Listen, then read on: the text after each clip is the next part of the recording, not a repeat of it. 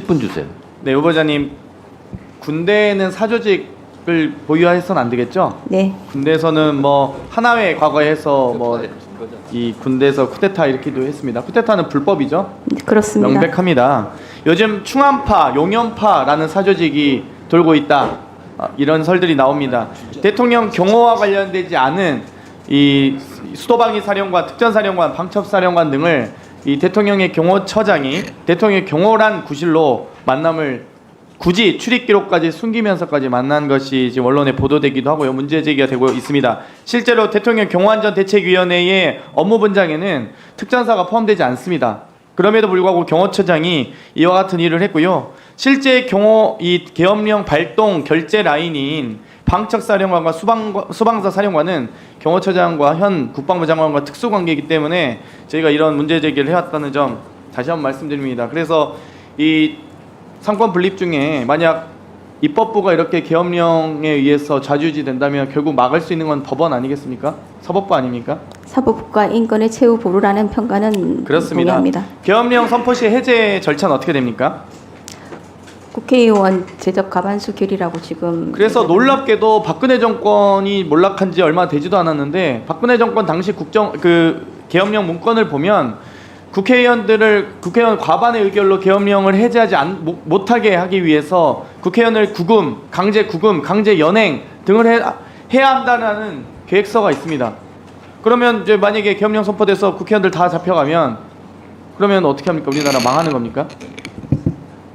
정말 생각하기도 쉽지 않은 무시무시한 일이겠죠. 네, 여기까지만 말씀드리고요. 후보자께서는 뭐 거기에 대해서 답변 안 하셔도 될 것 같습니다. 그래서 어찌됐건 국회는 정당한 대통령의 권력에 대한 견제와 균형을 맞춰야 되기 위해서 노력하고 있습니다. 당연히 정치적 쟁점을 두고 국회에서는 정쟁을 할 수밖에 없죠. 또 입법부가 국민의 다수의 선택을 받아서 대통령의 권한을 어찌됐건 제한하는 방식으로 혹은 과다하게 사용하지 않는 방식으로 노력해야 되지 않겠습니까? 그렇습니다. 그렇게 해서 노력하고 있는데 저희가 여러 가지 입법을 하는 중에서도 가장 중요한 건 저희가 이 최혜병 특검법과 관련돼서 대통령실에서 800-7070이라는 번호가 대통령 경호처에서 관리하고 있는 정말 이 소수의 외압이 행사했을 당시만 통화가 이루어진 것으로 보이는 이 전화에 대해서 저희가 실체를 조사하고자 여러 차례 노력했습니다. 자료 요구되고 하지만 대통령실은 묵묵부답이고요. 그래서 최혜병 특검법 열심히 발의하고 통과시켰지만 계속 본인과 관련된 특검법에 대해서 거부권 행사하고 있습니다. 그러면 이거야말로 저는 이해충돌이라고 보는데 물론 이제 본인도 조금 뜨끔했던지 본인이 아닌 국무회의 거부권 의결을 국무총리에게 시키더라고요. 그런 건 차라리 본인이 하면 탄핵의 사유라도 될 텐데 왜 국무총리에게 비겁하게 미룹니까? 그 최혜병 특검법 거부권 행사를. 그렇기 때문에 이 특검 법안에 대한 거부권 행사, 물론 거부권 자체는 대통령의 고유 권한입니다만 대통령 본인과 관련 있는 거부권 행사에 대해서 바람직하다고 볼 수 있습니까? 아까 네, 많은 분들이 질문했습니다. 내재적 한계와 관련돼서 그 내재적 한계에 해당한다고 보는 견해도 그러면 있을 최혜병 수 특검법은 대통령실을 전반적인 이 직무와 관련된 부분이라면 김건희 특검법에 대한 거부권 행사는 어떻습니까? 그거는 정말 가족이잖아요. 가족에 대한 거부권 행사를 할 수 있습니까? 만약 저는 수사권이 없습니다만 후보자의 가족과 관련된 수사를 하는데 후보자에게 만약 영장 전담 판사십니다. 제가 영장을 받아서 압수수색을 하고 싶은 수사관인데 본인과 가족된 영장을 발부할 수 있습니까? 당연히 기피 아닙니까? 그렇죠. 그건 상식적으로 기피겠죠. 영장만이 판사라시라면. 그러면 국회에서 국민의 다수의 대표하는 기관으로서 입법부의 권한으로 김건희 특검법을 통과시켰습니다. 그러면 대통령은 김건희 특검법에 대한 거부권 행사할 수 있는 당사자가 될 수 있습니까? 안 되겠죠? 지금 당사자로서 거부권을 행사하신 것으로 알고 있습니다. 만약에 그렇다면 거부권 행사하긴 부적절하겠죠?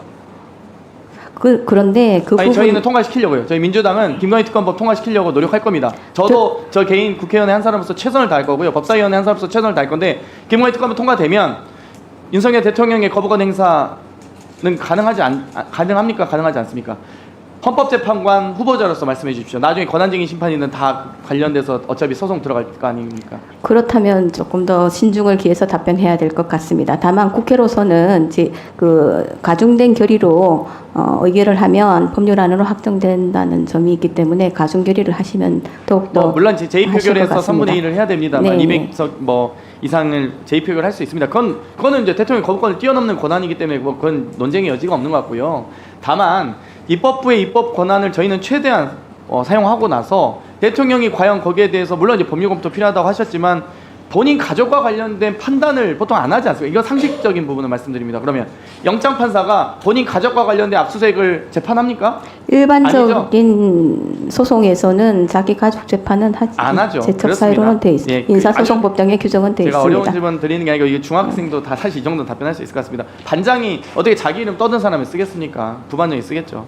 어찌됐건 방금 그 전기통신사업법 질문 드릴 때 전기통신사업법상 이 30일 이내에 정보를 제공하여야 하고요. 2번에 걸쳐서 3개월씩 연장할 수 있습니다. 최대 7개월 이내에 통신기록 조회에 대해서 당사자에게 문자 또는 메시지로 통지하여야 하는데요. 여기에 대해서 부적절하다는 의견을 주셨어요. 근데 문제는 3개월씩 연장하는 사유도 증거인멸이나 도주, 증인 위협, 피의자 또는 사건 관계인의 명예와 사생활을 침해할 우려가 있을 때만이 3개월씩 연장을 할 수 있습니다. 그런데 이번 1월 4일날 발생했던 올해 2024년도 1월 4일부터 5일날 발생했던 통신기록조회, 무분별한 통신기록조회는 대부분 다 총선을 넘기기 위해서 3개월 연장을 거의 대부분 다 권한을 사용했습니다. 그렇다면 이 해당 사유가 되지 않는 무분별한 통신기록 조회뿐만 아니라 통신기록 연장에 대해서는 당연히 이거는 통신기록 당한 당사자들 입장에서는 억울하고 좀 억울한 뿐만 아니라 인권 침해의 소지가 다분하지 않겠습니까? 지금 그 전제로 말씀하신 총선 기간을 넘기기 위한 연장이라는 부분에 대해서는 제가 알지 못합니다. 네. 그러면 연장에 대한 사유는 매우 엄격하겠죠. 인권 침해 대상이기 때문에.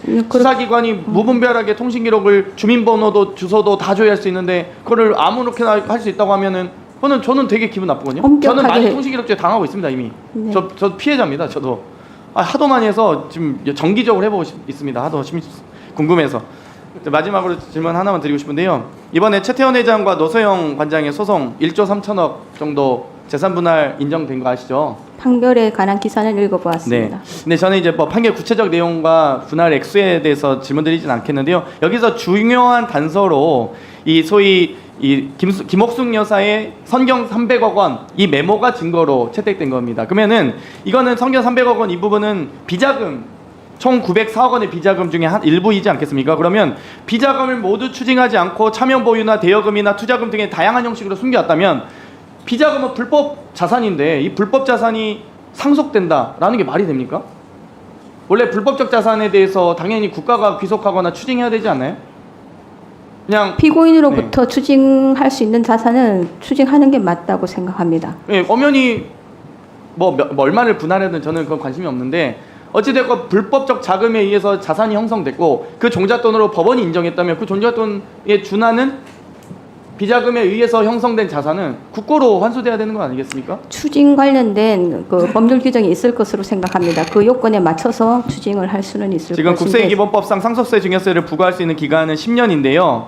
그럼에도 불구하고 조세 포탈 세액이 5억 이상이면 국세청에 고발 없이도 검찰이 또 기소도 할 수 있고 수사할 수 있게 되어 있습니다. 현행법상. 그러면 최소 이 포탈 세액은 5억 이상 아니겠습니까? 아니 이 당시 도대체 제가 거의 저 유치원 다닐 때 300억인 것 같은데요. 이때 주택복권 1억 5천만 원 시절 아닙니까? 주택복권도 1억 5천만 원 시절에 300억이면 얼마나 전 큰 돈인지도 모르겠습니다. 어찌됐건 이런 이 비자금에 대한 수사, 기소 수사 필요하다고 보시죠?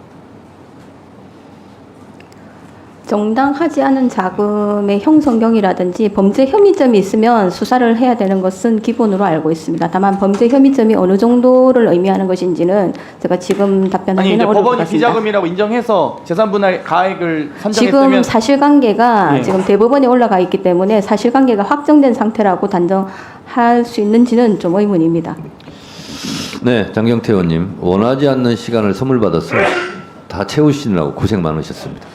네, 다음은 잠시 주목해 주시기 바랍니다. 구독자분들에게 특별한 선물을 준비했는데요. 제가 항상 여러분들 때 강조드리는 말씀이 있습니다. 이슈와 뉴스만 꾸준히 챙겨보셔도 충분히 돈을 벌 수 있다고 말씀드리는데요. 여기 보이시는 채널의 영상을 보시면 어떤 생각이 드시나요? 그냥 눈에 보이시는 뉴스와 영상만 보시고 아무 생각이 없으신가요? 그렇다면 저는 잘못된 것이라고 말씀드리고 싶습니다. 그 이유가 무엇이냐면 제가 8월 초에 뭐라고 말씀드렸나요? 지금은 바이오에 관심을 가져야 한다라고 뉴스만 보고 넘기지 마시고 투자를 직접적으로 생각해봐야 한다고 말씀드렸는데요. 이런 썸네일들과 영상을 통해서 충분히 구독자님들께도 전달이 되셨을 겁니다. 이런 바이오 이슈가 되었을 때 부자들은 어떻게 생각할까요? 바이오 관련주는 무엇이 있는지, 어떤 종목이 가장 좋을지, 어디에 투자해야 돈이 몰릴 수 있는지 자연스럽게 생각한다고 말씀드렸습니다.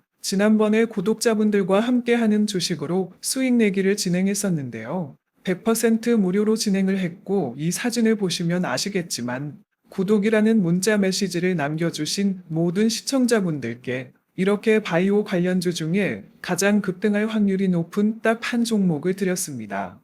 8월 13일에 오정바이오를 추천해 드렸습니다. 여기 나와 있는 사진을 보시면 정확히 얼마에 매수하고 어떤 종목을 사야 하는지 어느 지점에 팔아야 하는지 이런 부분들까지 여러분들에게 정확히 알려드렸는데요. 실제로 많은 분들께서 수입을 보셨습니다. 오른쪽을 보시면 아시겠지만 8월 13일에 오정바이오를 소개해드리고 나서 실제로 며칠이 지나지 않고 이렇게 주가가 상한가가 되었습니다. 당시에도 굉장히 많은 분들이 제가 드린 이 종목으로 수익을 내셨습니다. 지난번과 똑같이 구독이라는 문자를 보내주시면 이번에 이슈가 되고 있는 주식 중에 앞으로 대장주의 구실을 하면서 주가가 가장 크게 상승할 한 종목을 시청자분들에게 문자로 종목명과 사고자 하는 시점을 모두 알려드리겠습니다. 이 영상을 보시고 계시는 시청자분들 중에 종목이 궁금하다 하시는 분들은 남녀노소 시간대 상관없이 이렇게 상단에 번호를 항상 남겨놓고 있습니다. 전화번호 010-8025-2352 똑같이 무료 급등 주식 문자를 보내드리겠습니다. 돈을 받는 것도 아니고 투자를 대신해 드리는 것도 아니고 부담 없이 구독 문자 보내주시면 되십니다. 수익이 나신다면 구독과 좋아요 한 번씩 부탁드립니다.